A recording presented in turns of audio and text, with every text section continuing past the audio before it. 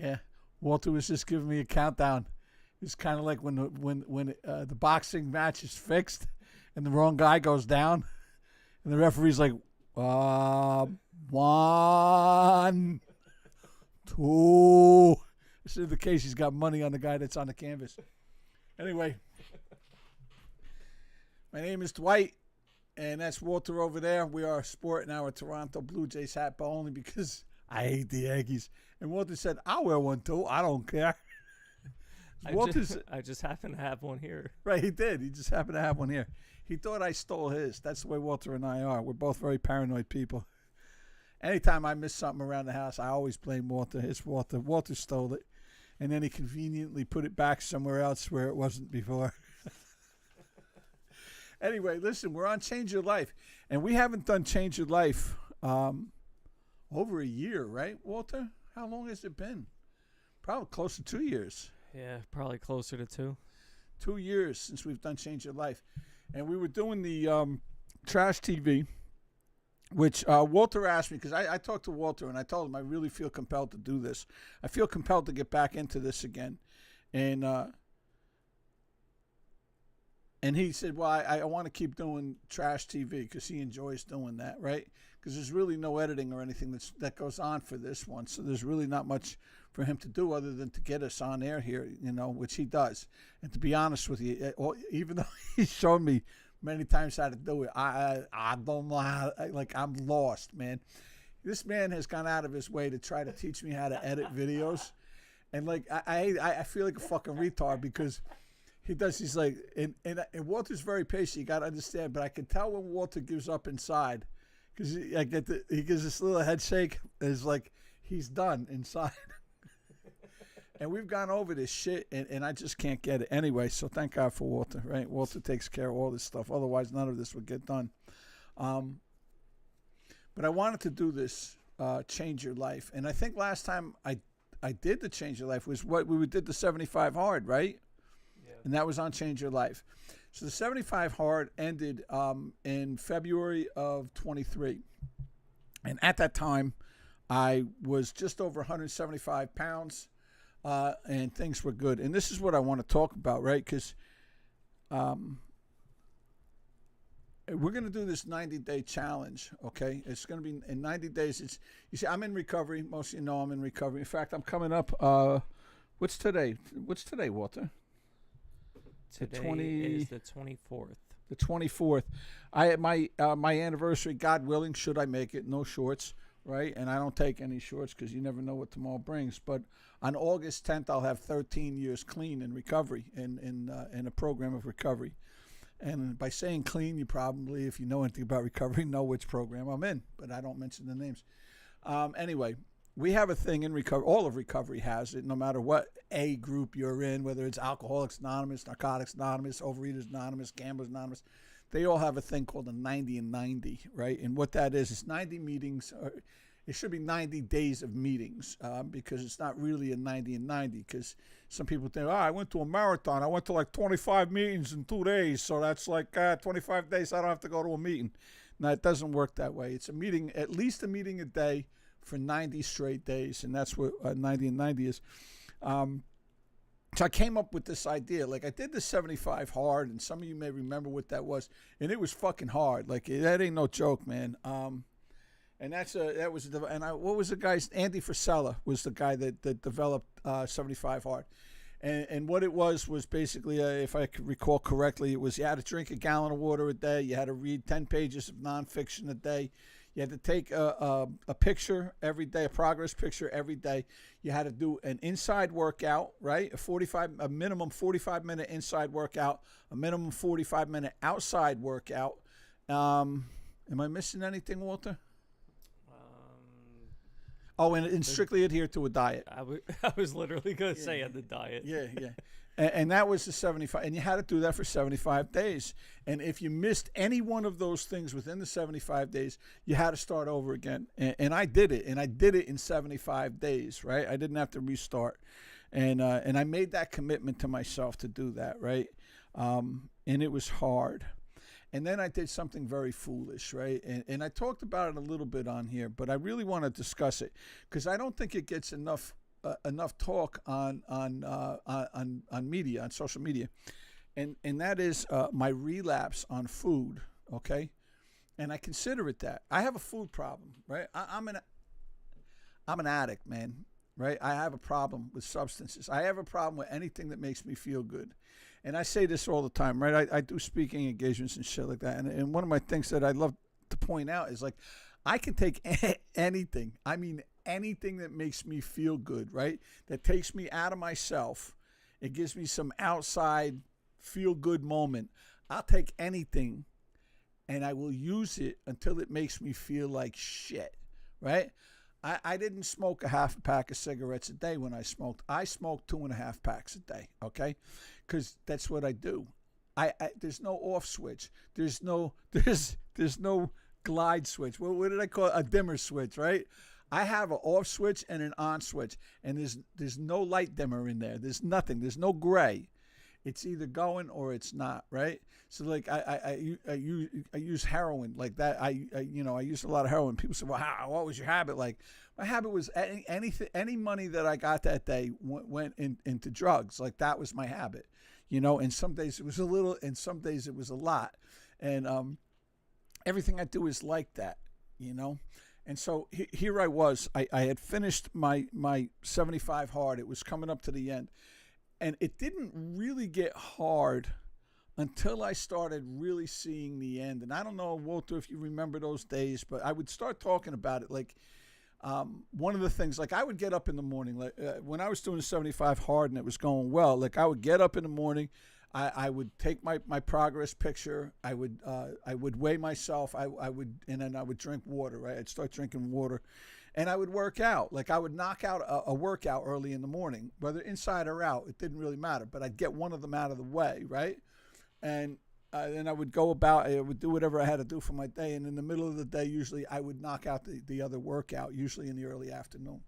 And I usually like to save the walking for later. And I would I have a gym in my house downstairs. I have my friend Jose, great guy, right? Jose built me a gym downstairs. And it's not a fancy gym, but it's a gym, I got everything that I need, and so it was easy, so I would do that workout early in the morning, like I said, do the walk later. Now the last 10 to 12 days, right? So I hit like day 62, 63, and I started seeing the end coming, yeah? And I couldn't wait for it to be over. And that's when, like, the workouts started getting done later and later. Like, I didn't work out early in the morning anymore. I'm doing my gym workout at 4 o'clock in the afternoon. And then I'm going for a run 9 o'clock at night. And this is in February, right? I'm hitting the track down right, that Liberty Field, it was called. I used their track. And I'd hit the track at 9 o'clock. And then I got to run for 45 minutes to an hour at night. And it got to be a drag. And I started looking at the calendar. And I want to say it was February 14th. I have it written down. I keep a journal, right? It's in my journal. I guess I should have got that before we did this. But it doesn't really matter. Because I know how I felt. Like, I know what it was. And my mother-in-law, I love my mother-in-law. She's a great person. If you've watched this at all, you've heard me talk about her. She really is. I'm not with her daughter anymore. But we're still very close. And I love her very much. And but I used her as an excuse. I'm like, hey, Ma, there's a Ben's Deli here in Queens. Ben's Deli, great Jewish deli, right?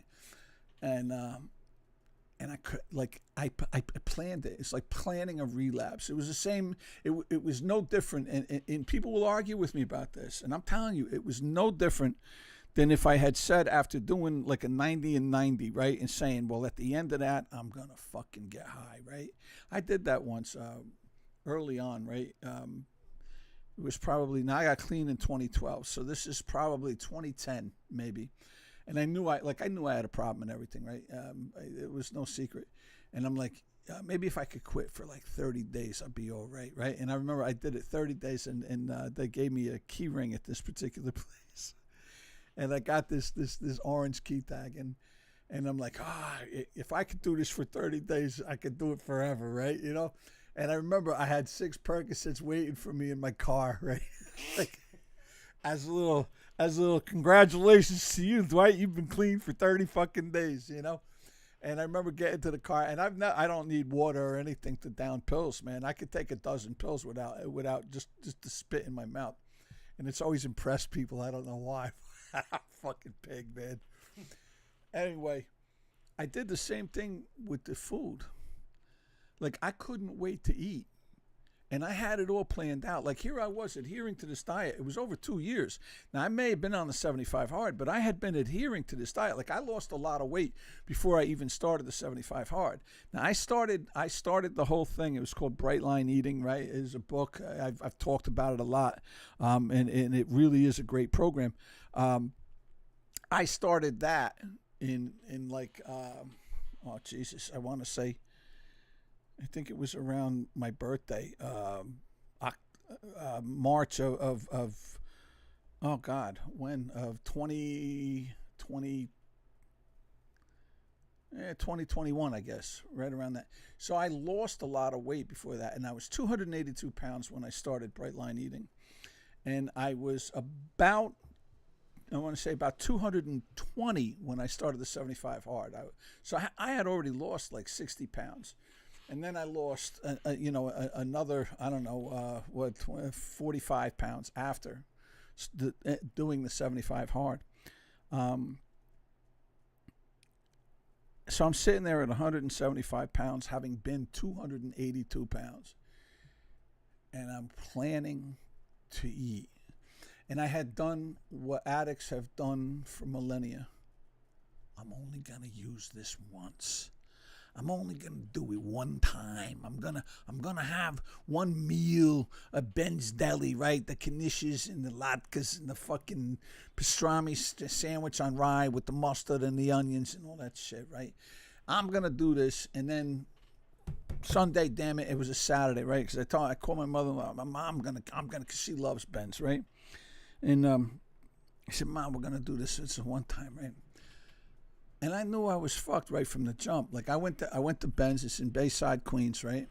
It's a great deli, you know. I can't fault them. I ordered online because it's during the pandemic, so you can only run in and get shit and run out, right? Anyway, yeah, it was 2023, so maybe the pandemic was over. But anyway, I ordered online so that it would be ready. I would go pick it up and then go over. My mother-in-law lives in Flushing, so. And to go get it in Bayside and go to Flushing. And so I go to, and I order everything. I get the 2 pastrami sandwiches on rye. We pretty much get the same thing. The knishes, the latkes, all this bullshit, right? The applesauce, get the everything, the whole 9 yards. And I get over there, and I go in to get my stuff. I says, yeah, I'm here to pick up an order for Dwight Gillespie, blah, blah. And I look and I see, and they got the fucking all beef kosher Franks. And they're really good. And they got that good Jewish hot mustard with the horseradish. Yeah, and a sauerkraut. And I said, you know what? I says to the young lady behind, I says, give me 2 of those dogs, right, with the sauerkraut and the mustard. And she starts to wrap them. I go, no, honey, don't wrap them. You don't have to wrap. Just get. And I knew right then, like, I was off and running. Like, I knew it. I was in full relapse mode. She handed me those 2 hot dogs, no wrapping, none, because I knew this is nothing. Now, I had the food. Now, it was $75, $80 worth of fucking food. I'm bringing back just for me and my mother-in-law. And so I got the bag, and I'm holding the 2 things. Hot dog on the way to the car, right? I shoved this thing down my throat like I'm fucking Linda Lovelace, right? It fucking deep throat, eating this thing down. I get in the car, and then I attack the other one. I finished both those times. I didn't even turn the car on yet, right? Like, they're gone. Like, I inhaled them. And now I'm eyeing the bag. It's on the seat next to me. I'm eyeing the fucking bag. I bet I could eat half that pastrami fucking sandwich while I'm driving over to Flushing. You know, and I knew it. I knew it. Now, the next day came, right? And what did I do? Like, one day, I'm going to get right back on it.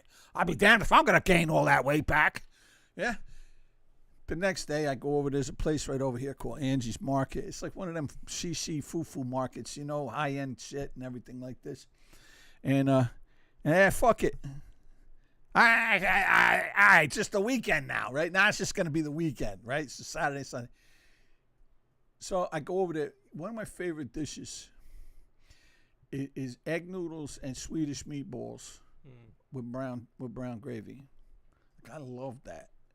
I don't know why. I don't know. Why not? It's a fucking great dish, right? With Parmesan cheese. Like, dude, that's fucking eating, man. And I love egg noodles. I always have any kind of noodles, but egg noodles, I really like egg noodles. And you know they don't let you buy like just 6 ounces of egg noodles. You got to buy 12 ounces of egg noodles. And you know, and I'm sitting there and I'm looking at the Swedish meatball, and they're so fucking little. They're little tiny fucking thing. What am I gonna do with that? It's like a fucking marble. It's like nothing, right? I got to buy 1.5 dozen. They come in 9. Who the fuck sells 9 or something, right? 9. Pack of 9. So I get 2 packs. So small. So now I got 1.5 dozen of the fucking of the meatballs. Get a big thing of the Heinz brown gravy, yeah.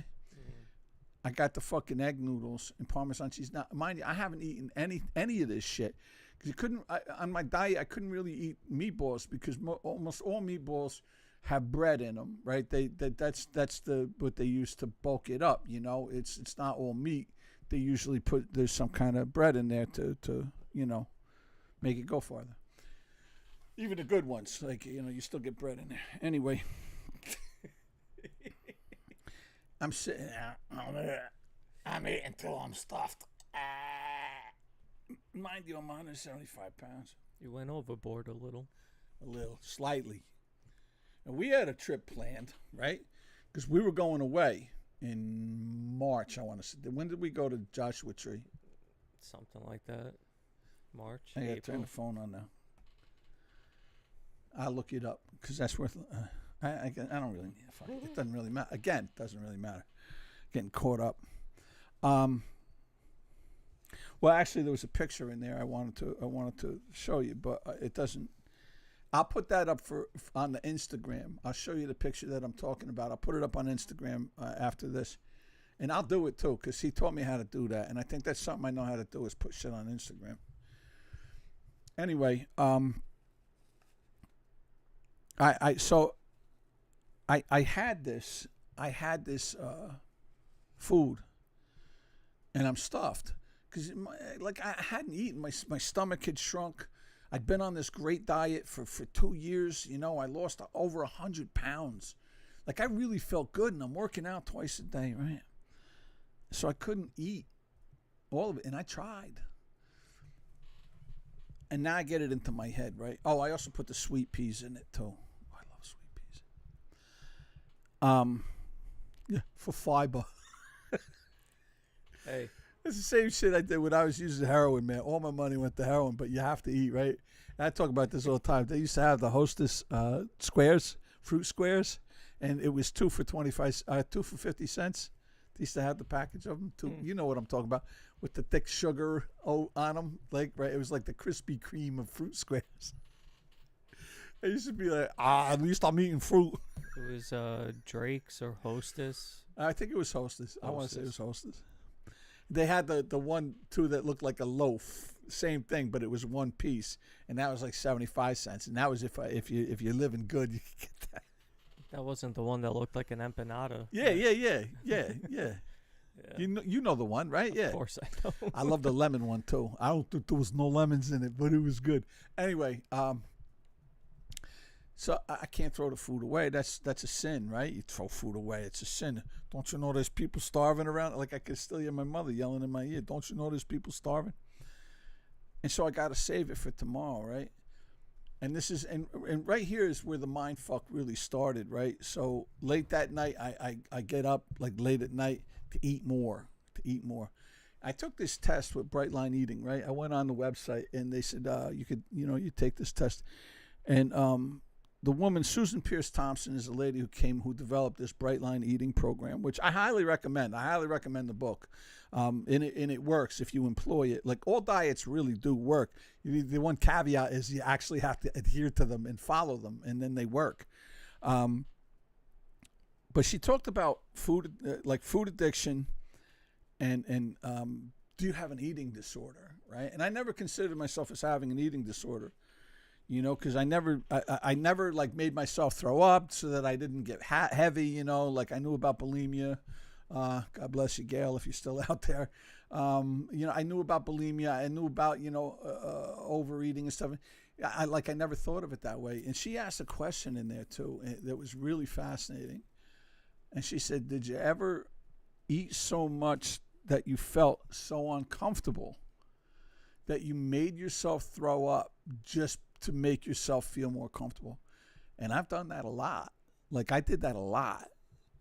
More than I cared to talk about, more than I cared to admit. And it wasn't until I saw it in writing like that that I was like, holy fuck, I've done that. Like I've eaten so much, that I've had to throw up just so that I could like sleep, because I couldn't even sleep or anything. It hurts, like my stomach would hurt that much. And I tell the story a lot. My wife and my ex-wife and I, and ex-wife now, and but when we were still together, she never gave me shit about the weight, and it would concern her, that I wasn't concerned, I think. But they came out with this little pill. I don't even know what it was called, but it's like, oh, it'll make you feel full faster. And she's like, maybe it'll help. And I'm like, Danette, you've seen me eat like 2 pounds of tortellini with a pound of meat in the bolognese sauce, a loaf of French bread with a pound of mozzarella cheese, a stick of butter, and then eat a half an Entenmann's apple pie with a pint of Haagen-Dazs ice cream on top of that. Like, do you think there's a human being alive who could eat that and not feel full? Do you think that's possible?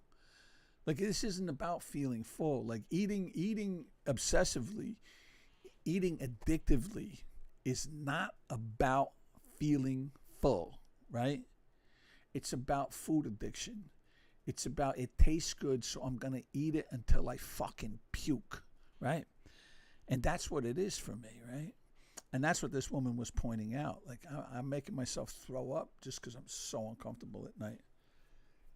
So anyway, I had the Swedish meatballs. Getting back to that, right? I had the Swedish meatballs, and I'm sitting there, and it's late at night. Like, I went to bed, ate till I couldn't eat anymore, and then went to bed. And just like old times, man, it woke me up. It woke me up. It was like the fridge was calling. Dwight, we're here, baby. And I came upstairs, and I heated up a bunch. And I'm eating, and I'm like, what the fuck, man? What am I doing? Like, and it dawned on me, like, this isn't good.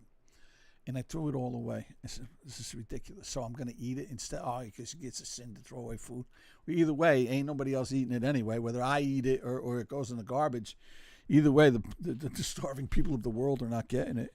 And so I threw it away. And I was going to recommit myself. And then the next day, I just wanted, I hadn't had McDonald's in so long. And that was it, man. And I was off and running. And as I said, we went away. I went with Walter and my friend Jose, right? The three of us, we went away. We did a trip. And I want to say it was March or April. Right, wasn't it? It was springtime anyway. And I was still in really good shape. At that time, It was for that thing that you wanted to see. That thing in the sky. That was going on. It was a new moon. I always go out there in the new moon. And we went out there, and it was cloudy. It rained, yeah. We go to the fucking desert. It's the only time it rained in the whole fucking desert. But we did see the grass grow in the desert, which was pretty wild too. But the thing is, like, I still felt good, but that was it. I started eating. I just started eating. And slowly, not even slowly, the exercise went to the wayside very quickly. And here I am again. And you know what? I'm going to jump off right quick, right? So I'll keep talking. You see if you can keep hearing me. I'm going to weigh myself real quick, right? And I'll keep talking just so can you still hear me, Walter? It's right here, right? Because I don't even know what it is right now. Because I haven't wanted to get on this thing in about 3 weeks. And right now, fully clothed, it's 275.2. We have a 275.2 in the house. 275.2. And Gracias. yeah, I forget it as soon as I'm up. So 275.2, which is exactly 7 pounds less than what I was before the whole journey started. Okay. And that's what's been going on. I have a little thing here, a little cheat sheet of what I want to discuss here, right? And it brings me up to something that I've been going through. Like this has been really hard, right? It's an amazing thing, the way addiction works. And I know I'm not unique in this.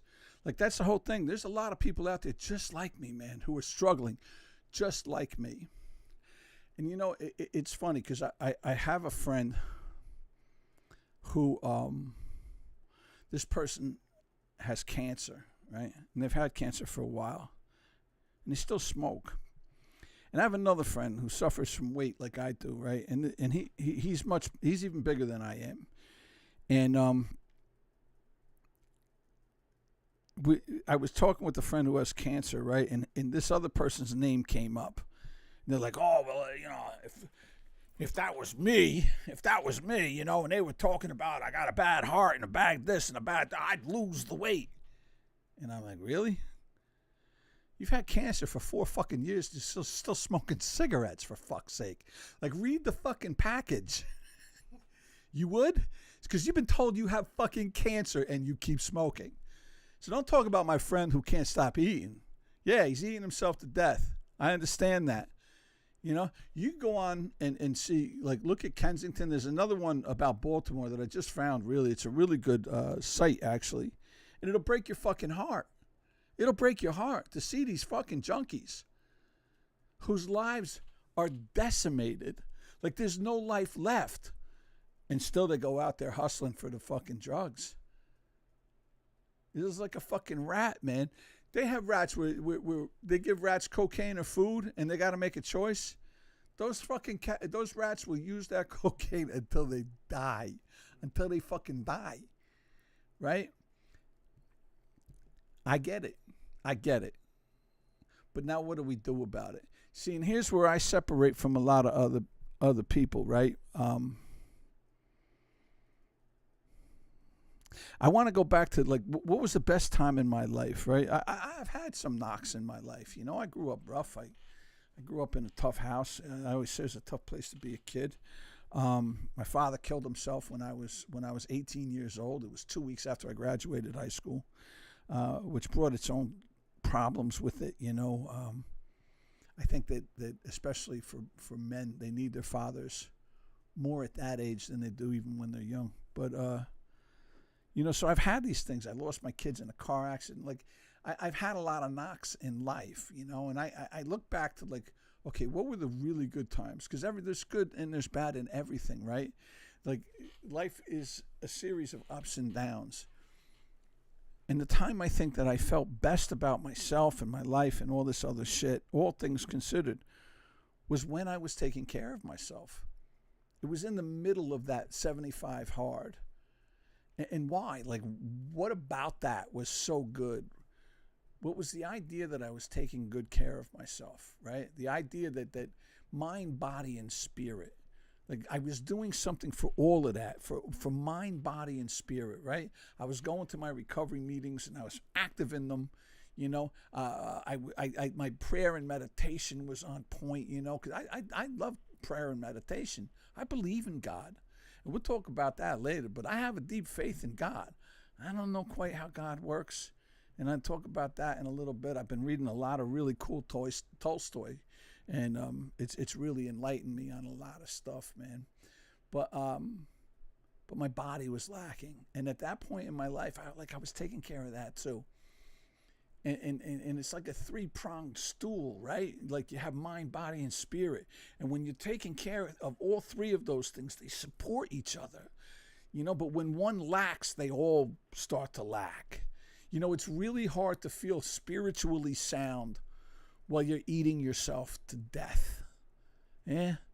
Yeah, it can tend to bring you down when you know that you're doing shit in your life that brings you down, you know, and that can be anything for anybody, right? Because there's stuff that people get wrapped up in, and it brings down their spirit. And for me, food is a big spirit killer, right? And I got to a point. I hit 60 years old, and I'm like, what the fuck, man? What the fuck is all this about? Why the fuck am I here? You know, I'm sitting. I'm alone. Like, you know, my wife and I split up, and so there's nobody really there. That fucking there's the dog. Anyway, oh God. Anyway, I really do love that dog. And what's going on right now, you probably can't hear it, but the dog is barking in the hallway there. And that's because the upstairs, she's bringing out her other dog. And when she brings him to pee, the little one gets pissed off because he wants to go too. But anyway, it'll only last a second or so. She just literally brings the other one outside to piss and comes right back. So I was alone in life at 60 years old. And I'm saying to myself, like, oh, what is this? My kids were gone, you know. I'm retired. I put all this weight back on. It was it's been a very depressing time, I gotta admit. My recovery program coming back from the pandemic had changed considerably. The people in there, it was me though. Like, I really believe it's me. But so I go back and I said, well, when were things really good? And I go back to that 75 hard, you know. And not that in particular, but the idea that every day I was doing something to better myself. You know, I don't think it has to be a 75 hard, but doing something every day to make your life better, whether it's reading a book, which I still read. I'm an avid reader. In fact, my friend Jose goes, you read too fucking much. And maybe he's right. I don't know. But yeah, Walter made me put a TV up here, though. But it's not connected to anything other than the DVD player, quite honestly, to watch movies. Like, oh, we got to watch it. Yeah, it's Walter's fault. Anyway, we talked about that, okay? Addiction and relapse. Okay, and when was I happy? I was happiest when I was taking care of myself. But I am a lazy fuck. Like, I know that about myself. Like, my sin, right? We talk about sins, the 7 deadly sins. Sloth. Sloth is my sin.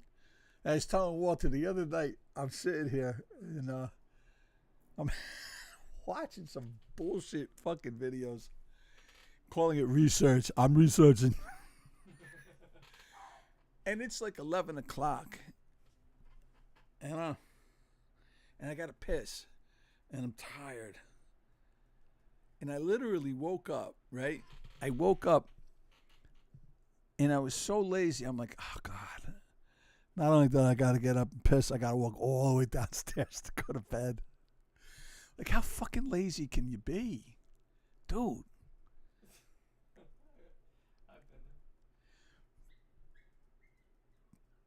But it's not where I want to be, right? That's a part of me that, like, I pray a lot. And one of the things, like, there's a thing in recovery about having your defects of character removed and your shortcomings, right? And what are the difference between shortcomings and defects, right? Some people say that the defect is the thoughts and the shortcoming is the action, right? And that all sounds pretty good to me, to be honest with you. But it's tough to pray for these things and then do nothing to affect any change. Yeah. Just being aware of it isn't enough. It's time to do something about it. And I think one of the advantages I have is that I don't lack accountability. Like, this is all me. This is all on me. Like, I'm not like this because my upbringing was rough. I'm not like this because, you know, life fucked me or, you know, anything. No.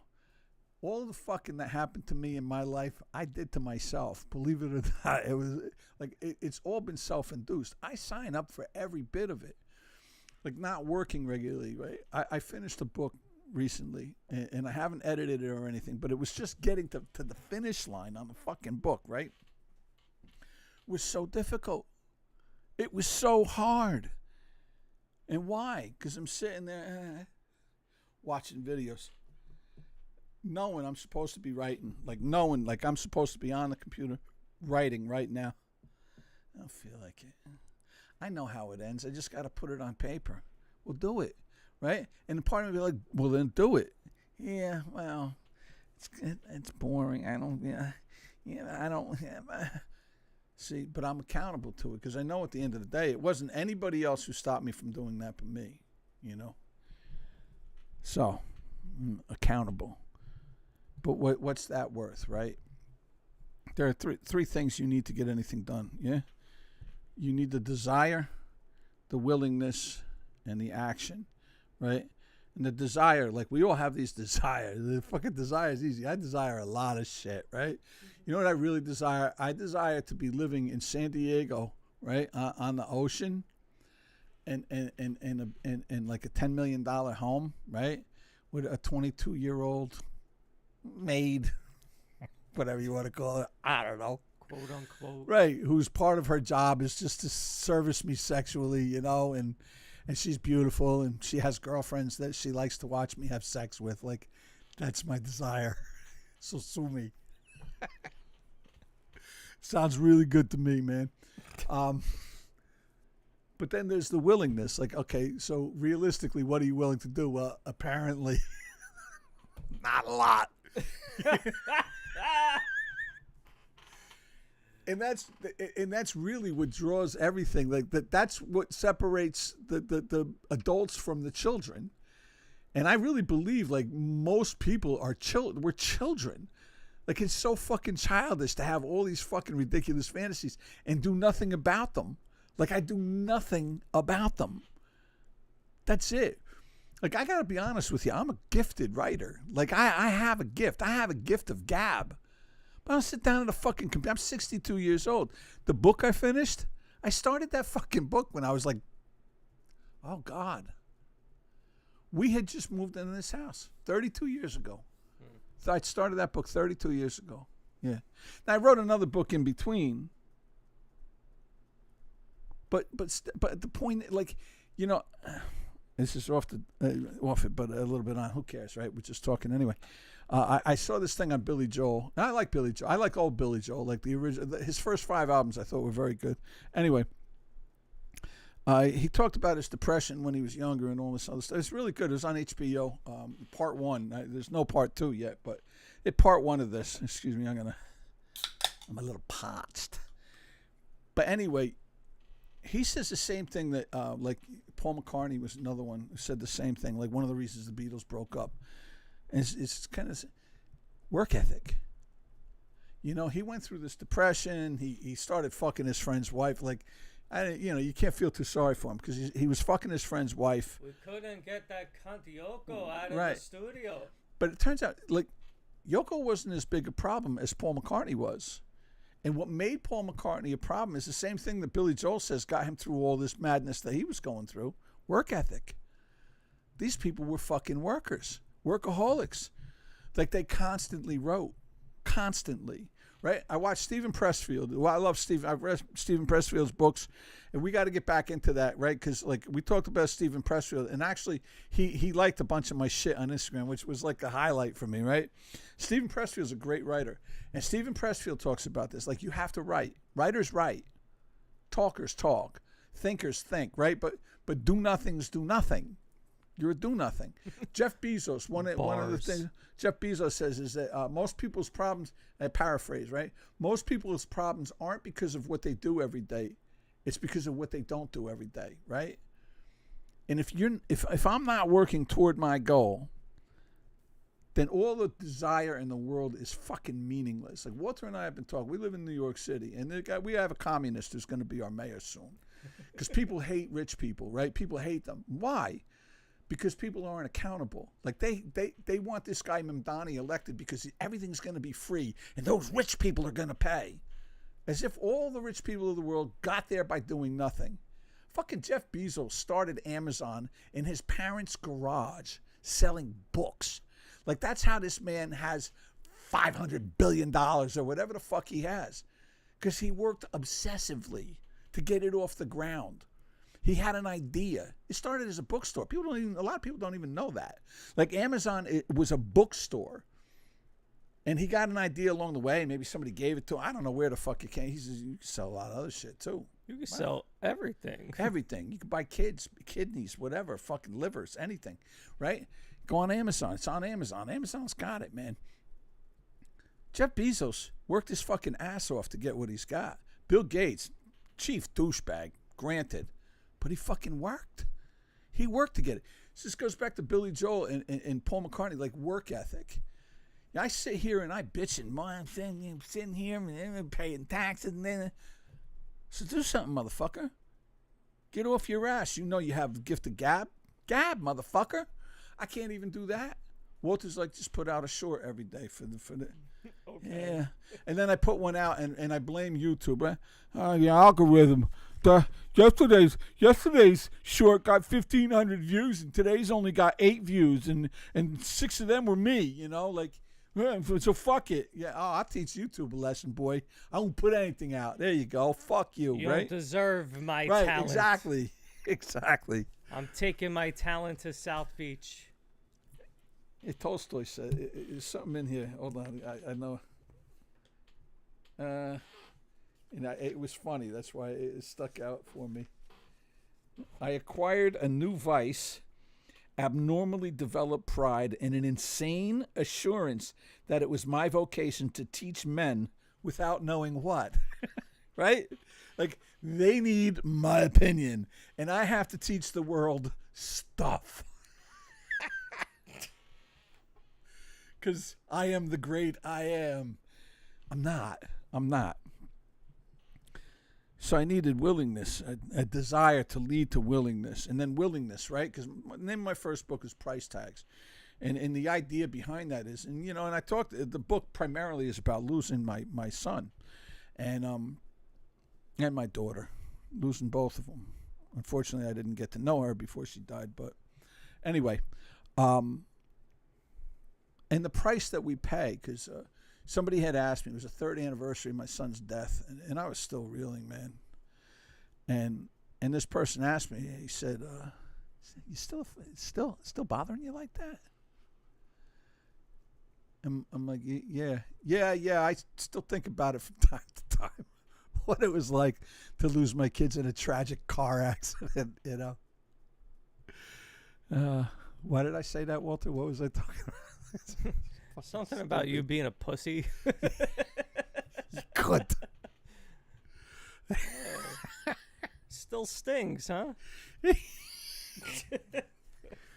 thought you'd have been over that by now. Anyway, and he had 2 kids too, and I'm like, how would you feel? Wow, they're older. It's like, I've been around longer, like, yeah. So what is it, like you get a year for every year old they were? I don't know. Once they pass a certain year, it's my like, son was almost 7 when he died, so actually, in fact, that's about how long it took, to be honest with you, to be able to deal with it. Huh. It's about 7 years. Very good. Seltzer. I love my seltzer. Sponsored. Oh, sponsors. This we might be able to do that because we do use filthy language, but the Trash TV is just really rough to get a sponsor for Trash TV. It's possible. So anyway, desire. I have the desire to do this. I'm gaining the willingness. And now it's time to put everything into action. And this is one of the things that we wanted to talk about. So I don't want to be on too long. We've been on for how long now? About an hour, right? We're on about 12? 12, 15? Yeah, maybe like 45 going on. Oh, okay. All right. So action. So what are we doing with this, right? Yeah, we're gonna. I don't want nothing to do with it. I'll push the buttons.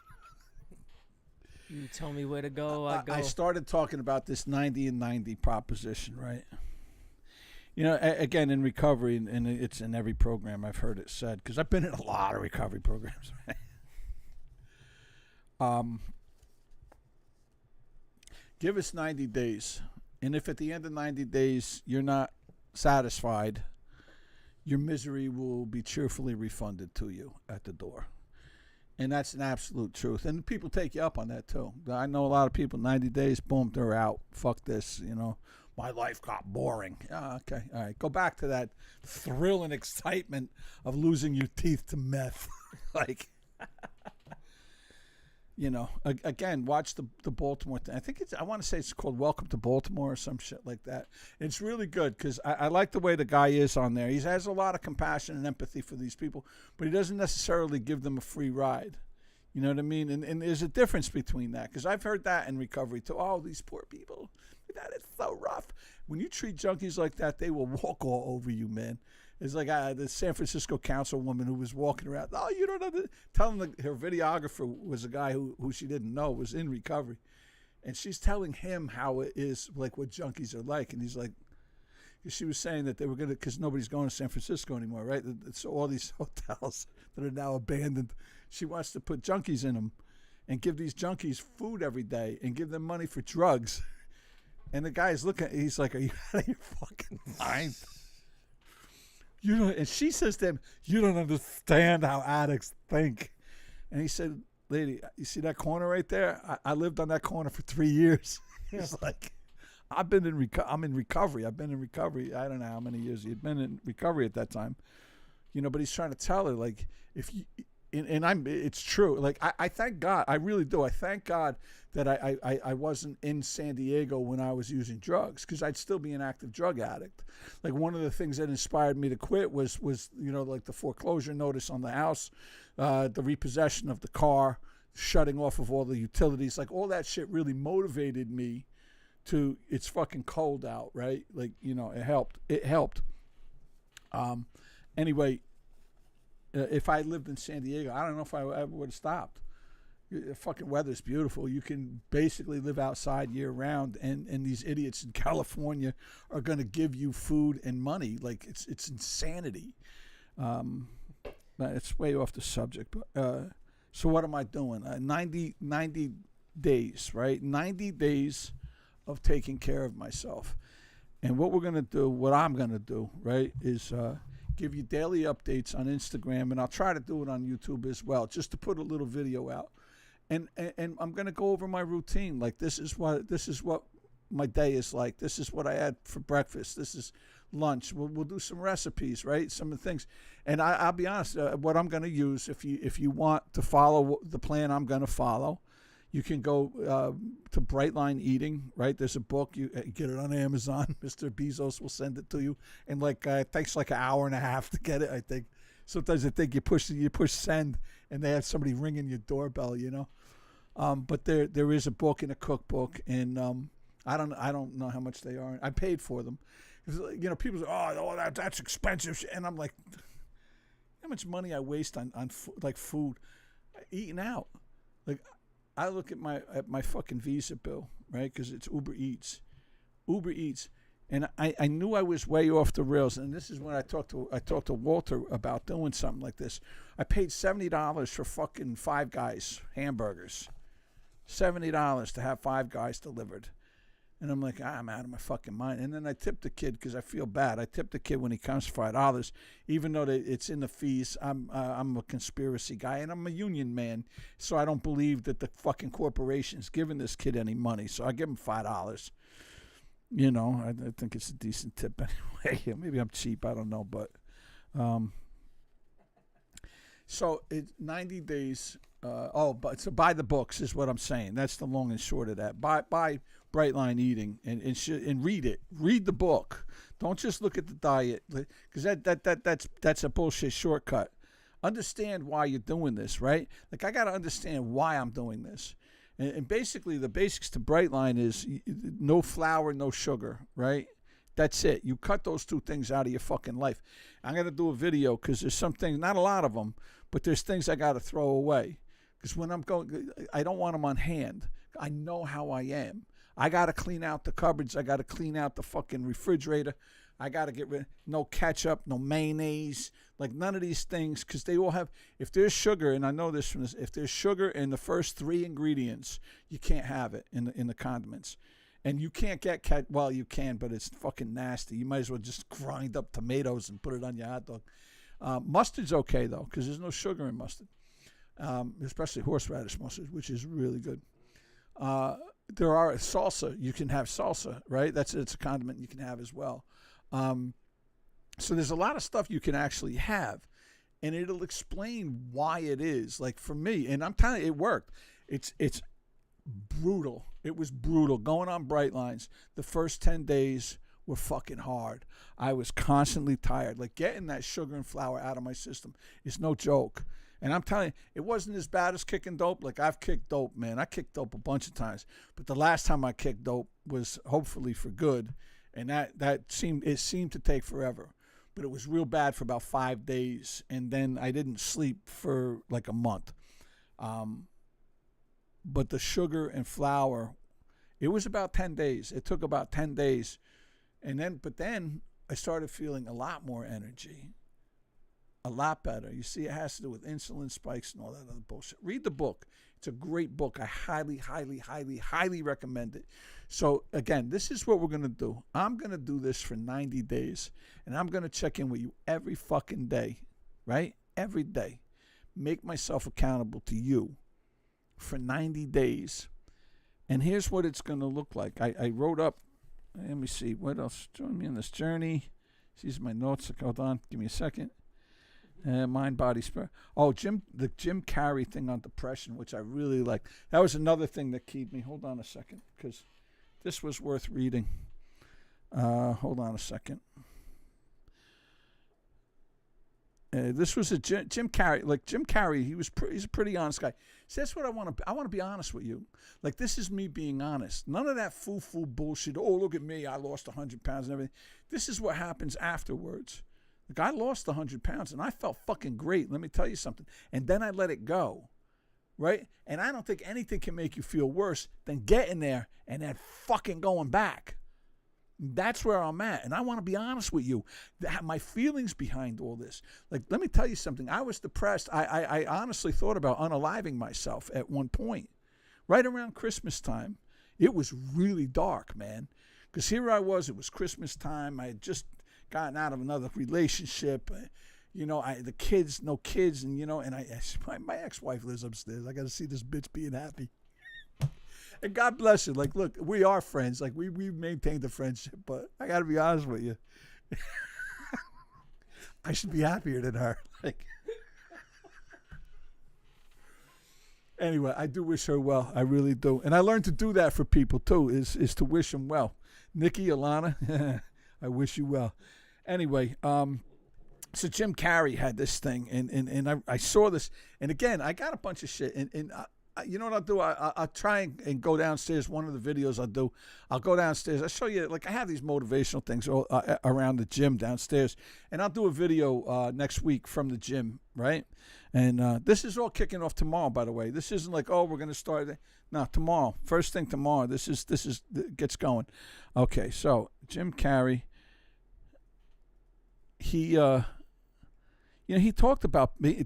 Now here's a guy with everything seemingly good-looking dude, banged all these beautiful. He banged what's her face, Holly, the girl he was in Dumb and Dumber with. He banged her then when she looked really good. Like Jesus, come on. Holly Hunt. Holly Hunt, yeah. Holly Hunt. Was that her name? It's Holly something. Yeah, it was Holly something. Holly Hunt was the one in the piano. Helen Hunt? No, Helen Hunt, no. Anyway, this is what he said about depression. He said, I believe depression is legitimate, but I also believe if you don't get enough exercise, eat nutritious food, get sunlight, get enough sleep, and consume positive material, surround yourself with support, then you aren't giving yourself a fighting chance. And I have that downstairs, right? It's on this thing, and it's good to read, right? And I got to a point, like, I got to go. My bedroom's downstairs as well. So from my bedroom, I got to walk through the gym to get upstairs every day, right? And it's really a depressing walk if you're not living right. Because it's like, I remember when I used to use those weights. I remember when I used to get on that bench. I remember when all my memories. And I realized when I looked at this, when Walter and I had started talking about doing this, right? It was the day after I looked at this. I think I mentioned this to you, right, Walter? Didn't I? You may have. I don't know. Love you too, Walter. You may have. Say, you babble about a lot of shit. I don't know. I've heard it before. Is this the I don't know when it was. Is this the Tolstoy shit again? Anyway, I realized at that moment I wasn't doing any of those things. I wasn't exercising. I wasn't eating well. I wasn't going out of the house. I wasn't getting enough sleep. Like I'm getting 4.5, 5 hours if I'm lucky. I wasn't reading good books. I always read, but like I read dark shit sometimes, right? And surrounding myself with support, like I wasn't doing that because I wasn't doing my recovery the way it needs to be done. And so I wasn't giving myself a fighting chance. And now I got to find out who the hell that chick was, because it'll really bother me. Lauren Holly. That's it. Lauren Holly. And dude, she was smoking hot in that movie. And that's when he was banging her. Anyway, so kudos to Jim Carrey. Hey, Jim Carrey's got game. Huh? He's also got money. And so for some women, that's all the game you need. He looks like Thank God. He and looks God like a bless fun those time. women. Huh? He looks like a fun time. Yeah, he does. He's funny, too. Like, he's a good-looking guy. He's funny, and he's got money. And he's over 6 feet tall. So right there. Bada boom, bada bing. Got a bunch of shit I don't have. So this is what we're going to do. What I'm going to do is for 90 days take care of myself. And what does that mean? It means to have a plan, right? Food, exercise, sleep, water. Like those are the elements I think that are really, really important to all of this.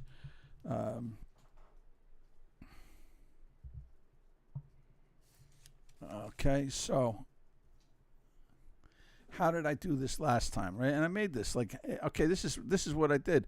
I strictly adhering to my diet. I drank a lot of water, right? I did all these things. So what I want to do this time is, again, strictly adhere to the diet. Drink at least 64 ounces of water a day. Walk 10,000 steps a day. Do weight training 5 days a week. Prayer, meditation, which are very important to me. And work on this channel daily. And what does that mean? Putting stuff out to you, whether on YouTube or Instagram or X or whatever it is to do these things. And I even made up a schedule, like what it takes. And I realized that in doing this, that it really isn't as hard as I thought. Now, I'm retired, like I said, so that makes it a bit easier. But I like getting up early. So you get up at 6 o'clock, weigh in, take a progress picture, and drink 16 ounces of water. And at 6:15, go for my walk and do 6,000 steps on a walk. Like do it, which comes out to about 3 miles, 6,000 steps. Come back, have breakfast, drink another 16 ounces of water, right? At 7:45, it's prayer and meditation, which is about a half hour. Then do some reading at 8:15, from 8:15 to 9, which is my normal reading time anyway during the week. It's when I read.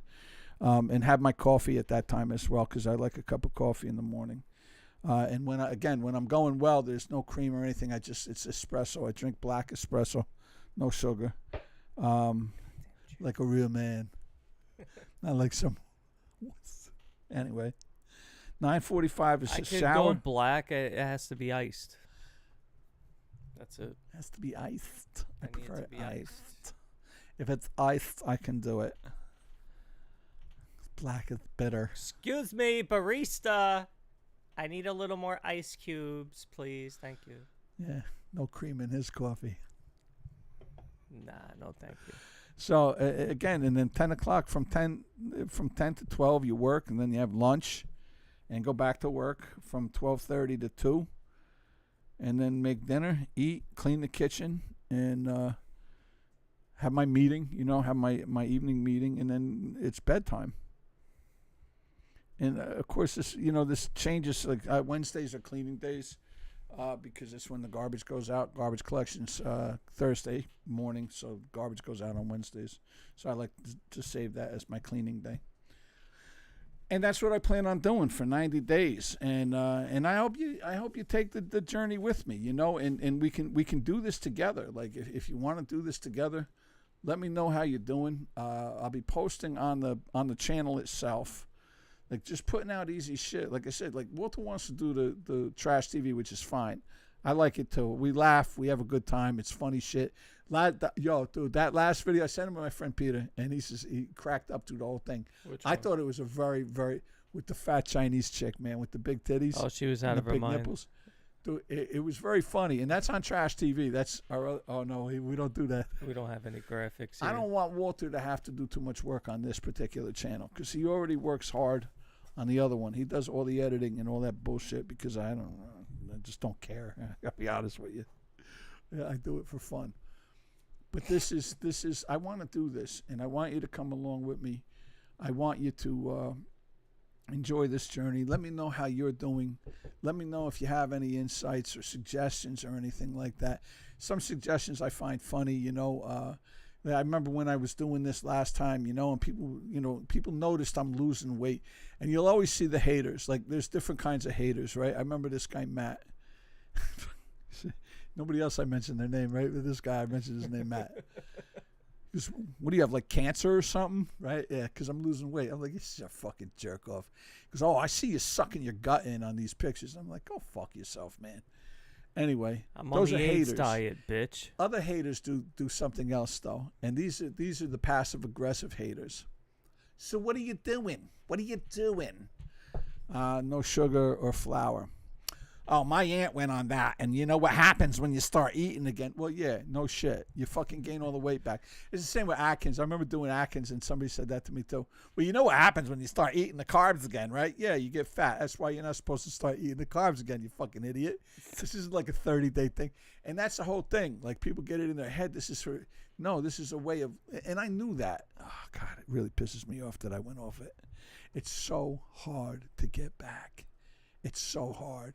And for all you people thinking like, oh, I could take a day off. Like, I don't do cheat days. We mentioned that, right? No dimmer switch. I read a great book by Ryan Holiday about discipline, right? D is for discipline or some bullshit, right? But I forget what the name. I have it. It's a good book. It's a really good book. But, he's like, oh, you need a cheat day. I don't have cheat days. I have cheat decades. Like, yeah, okay. Yeah. I'm just going to snort a couple bags of dope for a little while. And all of a sudden, we go from, 1999 to 2012, and like, holy fuck, you blink, where'd it go? I had a decade here somewhere. It's fucking gone, man. It's a slip and slide at Diddy's. And I'm 62 now. Like, I don't want to go out like this. I asked this question, right? There was, we'll talk about the Tolstoy later, because the Tolstoy's fascinating. Like, I started reading Leo Tolstoy, and not the War and Peace and all that shit, because it's boring, but the stuff that he wrote later in life, fascinating stuff. Anyway, how do you want to go out? How do you want to be remembered, right? Like, what is all this about? Why are we here? What is this, right? If you're and I ask this question, I'll ask everybody out there. If your last act could be a heroic gesture, would you take it, right? And what does that mean? Well, you're in a bank, and all of a sudden, the bank robbers come in, and they're going to shoot hostages. Do you think you could stay there and say, let the women and children go, keep me, and I'll be your hostage, and be okay with that if the ultimate happens and they take you out? Could you go out that way? Could you sacrifice yourself for your fellow man? And it goes back to... These are random kids? Random kids, yeah, just kids. Random kids. Young people. Like, and I'm talking about... I'm 62, huh? How fucked are we? Well, are they definitely going to do... These are people who are very serious about this.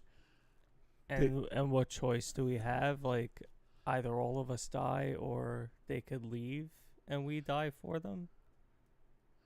No, you You ask the people, look, why don't you let the women and children go and just keep me? Because in this case, everyone's gonna die. You think? There's a chance of it anyway. How, like a percentage? I don't What's fucking the know, chance? Walter. These people are in the fucking bank. They don't say, there's a 27% chance you're all going to die. I don't know. Wait, well, you can't. Right they- there. do What they seem Walter like- is trying to say right now is fuck them. Do they seem like loose cannons? Yes. So, Yes. So we're talking A to A+ range that they're gonna shoot everybody. Somebody's going to die. Somebody's going to die. So then, fuck it. I'll just say, let them go. That little kid doesn't look like he's going to amount to much. He's picking his nose. He's got shit stains on his fucking pants. Fucking shoot him. He's a worthless little fuck. Like, what? Is there anybody here that has like any kind of terminal illness? Right. You see, I'm not speaking to Walter here. Okay. Obviously, It was just a question. it was a hypothetical, and it wasn't even posed by me. You know. Good. All right. Here's Tolstoy. Tolstoy's getting on. He turned 50. He said it was on his 50th birthday, and he's looking around. Now, if you don't know Tolstoy, Tolstoy wrote War and Peace. He wrote Anna Karenina. Like those were his two biggest books. And he was born into high society in Russia. So he was born into money. And by the time he was 50, he was a very accomplished man. He'd done a lot of things. He sailed the world. He was, he led a very good life by most measures, right? And he's sitting there, and he's got a family. He's got a wife he loves. He's got a bunch of kids. I think he had 8 kids or some shit like that, right? He was very prolific. And he liked to fuck, but he sat there and he's like, I have all this shit, but it means nothing. Like, what is the meaning of life? What is all of this about? Like, why are we here? And he said it started to make no sense. And I understand this. This is exactly what I went through around Christmas time, which you say to yourself, well, if there's no God, right? Or if God doesn't work that way, or, if there's, if there's nothing like, what's the point? Like, why go through this drudgery? Why doesn't that sound right? Anyway, you know what I mean, right? For what? Like, what's to come of it? Because for me, I'm 62. My body's breaking down, mostly my own doing, right? I mean, age has something to do with it, but when you're not taking care of yourself on top of that, and again, because here I was when I was heavy, right? When I was the 282 pounds, I was taking 2 heart medications for blood pressure medications every day, right? I was taking something to help me sleep. Ambien. I think I had already stopped the Ambien by then. But I'm taking the heart medications, and I was what they call pre-diabetic. Now, my doctor doesn't believe in drugs if you don't need them. So he was looking at my blood sugar and everything. He's like, dude, you got to do something about this. Otherwise, you're going to need insulin, So that's where I was. They had already replaced my one knee. They're talking about replacing the other knee. My hip was starting to go, right? I started losing weight, and all of a sudden, I'm off the blood pressure medications. My knee, my other knee, the second one that was going to be replaced, is fine. My hip doesn't hurt anymore. I realized through that as well, one of the things that I remember waking up one morning, right? Because I woke up, I slept hard, like now. I slept horribly. It was a horrible night's sleep.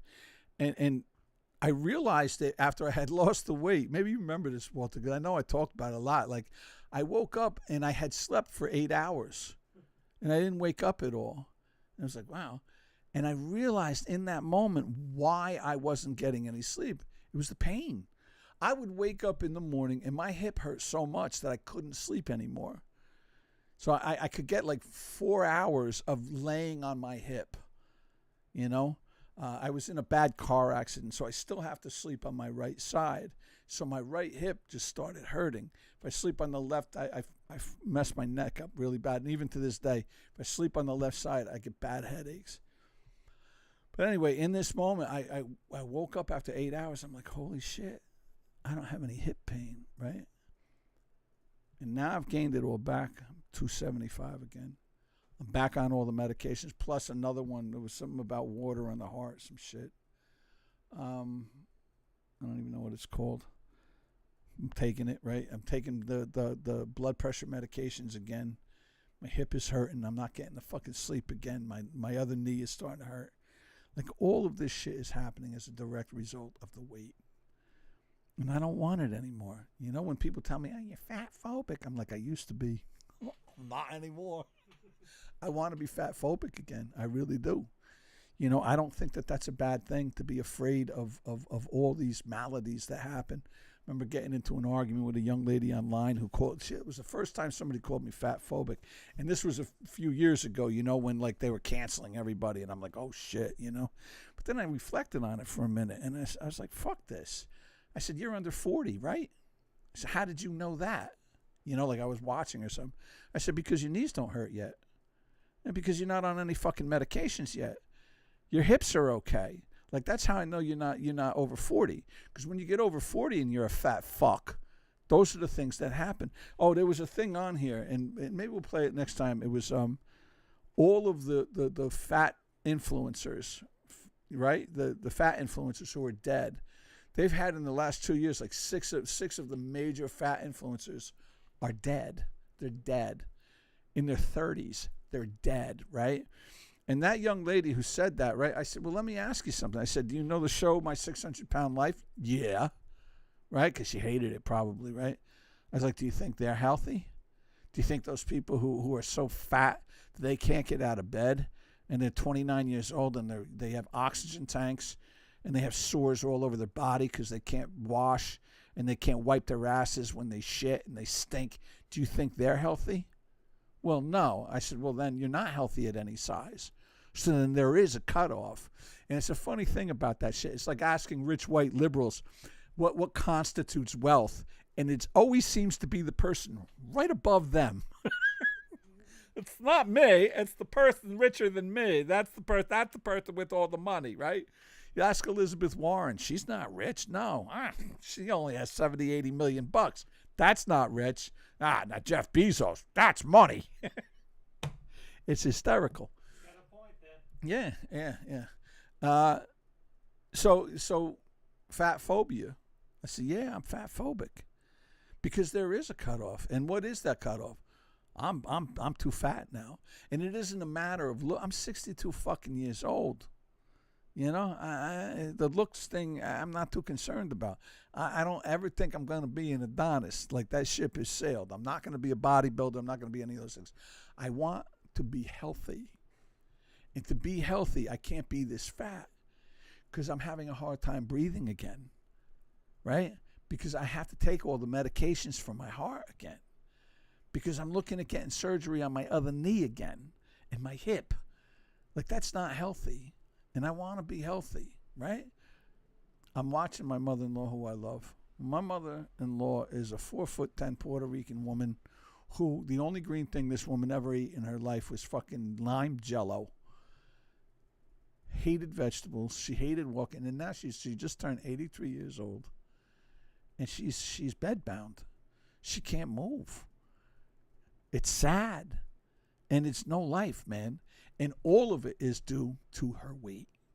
She called me up a couple weeks ago. She slipped out of bed. I couldn't lift her. I came over. I was like, Ma, I can't do this. I can't help you. My back, I threw my back out doing it. It was fucking, and it was sad. And it had everything to do. And all of these things are coming together for me to say, it's time to do something. Like, shit or get off the pot. And we're all so good I'm good at making an excuse tomorrow.